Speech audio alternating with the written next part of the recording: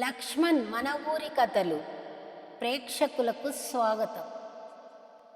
మాఘపురాణం 7వ అధ్యాయం. నదీ స్నాన మహిమ వలన లోబికి మోక్షం ఎలా కలిగిందనేది శివుడు చెప్పగా పరమేశ్వరి శ్రద్ధగా వినసాగింది. పూర్వకాలము దక్షిణ భారతదేశంలో వసంతవాడై అనే నగరం ఒకటి కలదు. అందు బంగారు శెట్టి అనే పిసినిగొట్టు వైశ్యుడుండేవాడు. అతని భార్య తాయారమ్మ. పెద్దలు ఇచ్చిన ఆస్తి ఎంత ఉన్నా అతనికి ఇంకా సంపాదించాలనే కోరిక మికుటముగా ఉండేది. వడ్డీ వ్యాపారం చేస్తూ ప్రజలను పీడించసాగాడు. పైసా తక్కువైనా ఎవ్వర్నీ వదిలేవాడు కాదు. పరమలోభి అయి ప్రవర్తించేవాడు. నిత్యం ధన సంపాదనే తప్ప బంగారు శెట్టికి మరొక ధ్యాస ఉండేది కాదు. ఒక ఆధ్యాత్మిక చింతన లేదు, దైవ పూజ లేదు. శ్రీహరిని పూజించడం ఎరగడు. దాన ధర్మాల ప్రసక్తే లేదు. ధన సంపాదనలో పడి కడుపుకింత కూడు కూడా తినేవాడు కాదు. అతనికి పేద ధనిక అనే భేదం లేదు. ఎవరికైనా సరే గడువుకు రుణం తీర్చకపోతే వారి గౌరవ మర్యాదలు మంటగలిపి పంచాయతీ పెట్టి వాళ్ళ ఆస్తులను అన్యాయంగా స్వాధీనపరుచుకునేవాడు. కానీ ఆయన భార్య తాయారమ్మ సద్గుణ సంపన్నురాలు, దయాపరురాలు. దైవభక్తి ఆమెకు మెండు. ఆమె దీపారాధన చేసిన భర్త ఊరుకునేవాడు కాదు. పరమ పిసినారి. నూనె అయిపోతుందని గద్దించేవాడు. కానీ తాయారమ్మ ఎట్లో సర్దిపుచ్చుకునేది. ఒకనాడు బంగారు శెట్టి వడ్డీ వసూలు చేసుకుందామని పక్క గ్రామానికి వెళ్ళాడు. ఆనాటి రాత్రి వాళ్ళింటికొక పండు వృద్ధ బ్రాహ్మణుడు వచ్చి, అమ్మా, నేనొక ముదసలి బ్రాహ్మణుడను. నా గ్రామం ఇంకనూ బహుదూరంలో ఉన్నది. ఇప్పటికే చాలా చీకటి పడింది.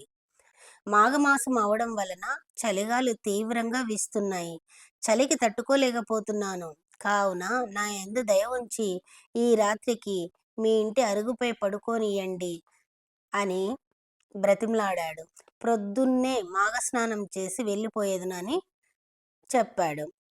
తాయారమ్మ ముదసలి బ్రాహ్మణుని చూసి వెంటనే అరుగును శుభ్రపరిచి ఒక దుప్పటి చాపను ఇచ్చి విశ్రమించమని చెప్పింది. వృద్ధ బ్రాహ్మణుడు సంతసించాడు. ఒక దీర్ఘ నిట్టూర్పు విడిచాడు. ఇంతలో తాయారమ్మ ఒక పండును తెచ్చిస్తూ, అయ్యా, మీరిందాక మాఘస్నానము చేసి వెళ్ళిపోయేదనన్నారు. మాఘమాస స్నానం అంతటి మహిమ గలదా? దాని వలన ఫలితమేమని అడిగింది. దానికి బదులుగా వృద్ధ బ్రాహ్మణుడు ఇలా చెప్పాడు. అమ్మాయి, మాఘమాస మహత్యం చెప్పుట నా వల్ల కాదు గాని ఈ మాఘమాసమందు నిత్యం నది ఎందు గాని కాలువ ఎందు గాని ఏ నీటి తావు ఎందైనా సూర్యుడు ఉదయించిన వెంటనే స్నానం చేసినచో విశేష పుణ్యఫలం కలుగును. ఉదయాన్నే స్నానం చేయటము, శ్రీ మహావిష్ణువును పూజించుటము, దేవాలయాలకు వెళ్ళి అర్చనలు చేయటము, తులసీదళంతో శ్రీమన్నారాయణునికి పూజ చేయడము, స్వామి ప్రసాదాన్ని స్వీకరించడము, విష్ణు పురాణాన్ని చదవడము, నెలాఖరున బ్రాహ్మణ సమారాధన, దాన ధర్మాలు చేయడము మున్నగు సత్కార్యాల వలన మానవుని సర్వ పాపాలు హరించుకుపోతాయి. నెల రోజులు చేయలేని వారు చివరకు ఒక్క రోజైనను పండుగ దినంలోనైనను అనగా ఏకాదశి, ద్వాదశి, పౌర్ణమి తిథులయందు స్నానం ఆచరించినచో వారికి విశేష పుణ్యం కలుగును. సకల సంపదలు, ఆయురారోగ్య ఐశ్వర్య సంపదలు, పుత్ర సంతానం కలుగును. మహాఘోర పాపములన్నీయు మఠమాయమగును. ఇది నేను అనుభవపూర్వకంగా చెప్తున్నాను. వృద్ధ బ్రాహ్మణి పలుకులు విన్న తాయారమ్మ మిక్కిలి సంతచించి తాను కూడా మరునాడు వృద్ధ బ్రాహ్మణునితో వెళ్ళి మాఘస్నానం చేయవలనని అనుకున్నది. ఉష్ణదానంలో మునిగిపోయినది. ఇంతలో పక్క గ్రామానికి వెళ్ళిన భర్త ఇంటికి తిరిగి వచ్చాడు. తాయారమ్మ భర్తతో మాఘస్నానము, దాని విశిష్టతను గురించి విపులంగా చెప్పింది. తెల్లవారగానే నది స్నానముకు పోయి వచ్చేదనన్నది. భార్య చెప్పిన మాటలు విన్న బంగారు శెట్టికి కోపం తారాస్థాయికి చేరింది. ఓసి వెర్రి మొహమా, ఎవరేం చెప్తే దానికి నమ్మేయటమేనా? మాఘస్నానమేమిటి, వ్రతదానాదులేమిటి? నీకేమైనా పిచ్చి పట్టిందా? ఎంత ఖర్చు, ఎంత ఖర్చు! ఒళ్ళు గుల్ల చేసుకొని సంపాదిస్తుంటే తిని కూర్చోలేక నాకు నష్టం కలిగించే పనులు చేస్తావా? నోరు మూసుకొని పడి ఉండు అన్నాడు. అంతట తయారమ్మ, ఇందులో కూడా ఖర్చు లేదండి, నదీ స్నానం చేయటమేగా అంది. చాలు నోర్మి, అధిక ప్రసంగం చేస్తే అవతలి గెంటేస్తాను, జాగ్రత్త. నేనెంత కష్టపడుతున్నానో గ్రహించావా? పైసా పైసా కూడబెడుతున్నాను. రాత్రనక పగలనక అడ్డమైన వారి చుట్టూ తిరిగి వడ్డీ వసూలు చేస్తున్నాను. ఇదంతా దాన ధర్మాలు చేయడానికా? నదీ స్నానాలు దాన ధర్మాలు చేస్తూ ఇల్లు గుల్ల చేసుకుంటావా? ఇలా చేస్తే చివరకు మనం భిక్షం ఎత్తుకోవలసిందే. పోయి పడుకో, మారు మాట్లాడుకో అంటూ గద్దించాడు. భర్త ప్రవర్తనకు తాయారమ్మ మనసు కలత చెందింది. నిద్ర పట్టలేదు. పరిపరి విధాలుగా ఆలోచించి ఎలాగైనా మాఘమాస నది స్నానం చేయాలనే నిర్ణయానికి వచ్చి ఎప్పుడు తెల్లారుతుందా, ఎప్పుడు నది స్నానం చేద్దామా అనుకుంటూ ఆ శ్రీహరిని దయానించుకుంటూ ఆత్రంగా ఎదురు చూడసాగింది. ఇంతలో బల్లున తెల్లారింది. త్వరగా కాలకృత్యాలు తీర్చుకొని భర్తకు చెప్పకుండా వృద్ధ బ్రాహ్మణితో పాటు వెళ్ళి నదిలో స్నానానికి దిగింది.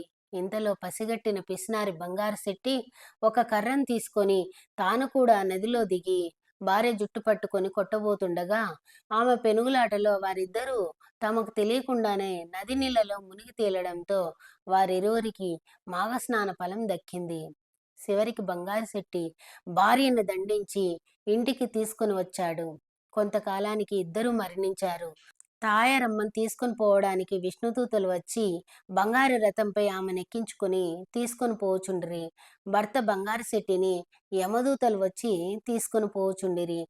భర్తని యమదూతలు తీసుకుపోవడాన్ని గమనించిన తాయారమ్మ యమభటులతో, ఓ యమభటులారా, ఆగండి ఆగండి, ఏమిటి అన్యాయం?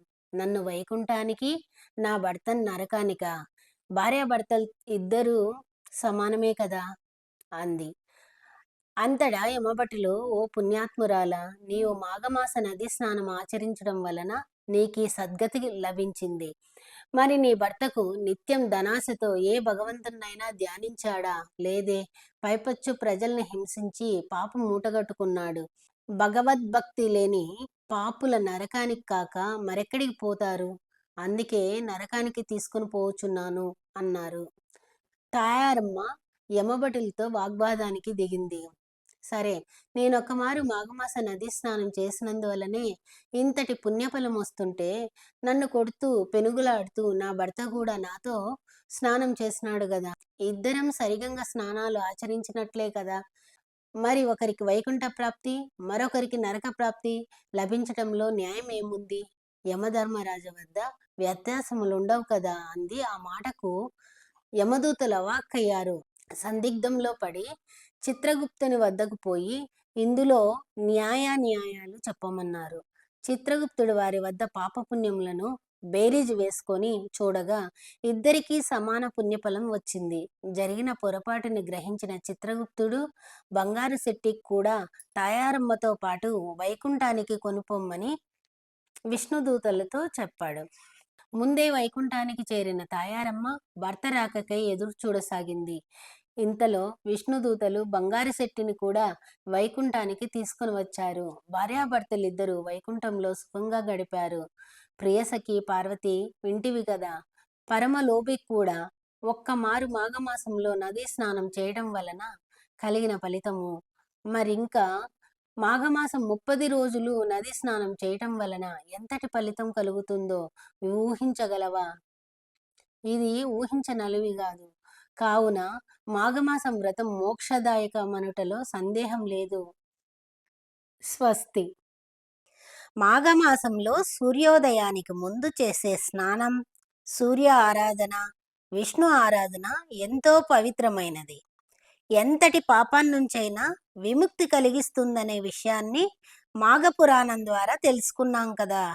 ఇలాంటి భక్తి సంబంధమైన మరిన్ని విషయాలను తెలుసుకోవాలంటే లక్ష్మణ్ మన ఊరి కథలు ఛానల్ను లైక్ చేయండి, షేర్ చేయండి, సబ్స్క్రైబ్ చేయండి. ధన్యవాదాలు.